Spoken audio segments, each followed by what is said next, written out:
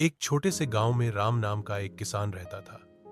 राम मेहनती, ईमानदार और अपने खेतों से बेहद लगाव रखने वाला आदमी था। उसका जीवन खेती पर ही निर्भर था।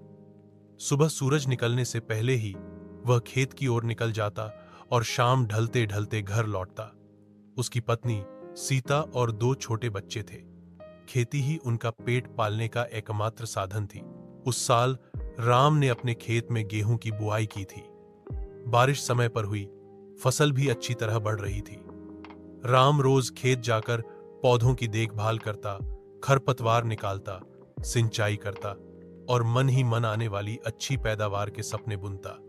वह सोच रहा था कि इस बार अच्छी कमाई होगी, पुराने कर्ज चुकाएगा और बच्चों को नए कपड़े दिलाएगा। लेकिन किस्मत को कुछ और ही मंजूर था। कटाई से ठीक पहले गांव में अचानक एक तेज आंधी और ओलावृष्टि आई। कुछ ही घंटों में राम की सारी मेहनत मिट्टी में मिल गई।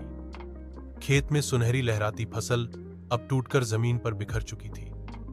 राम खेत के बीच खड़ा बस अपनी बर्बाद फसल को देखता रहा। आंखों से आंसू रुकने का नाम नहीं ले रहे थे। कई महीने की मेहनत, उम्मीदें और सपने सब बर्बाद हो गए थे। उस रात राम सो नहीं पाया। उसे चिंता सताने लगी कि परिवार का गुजारा कैसे होगा, बच्चों की पढ़ाई कैसे चलेगी और घर का कर्ज कैसे उतरेगा। लेकिन अगली सुबह कुछ अनोखा हुआ। गांव के कुछ लोग उसके घर आए। उन्होंने कहा, राम, हम सब ने तय किया है कि मिलकर तुम्हारी मदद करेंगे। गांव के लोग अपने अपने घरों से अनाज, पैसे और बीज लेकर आए।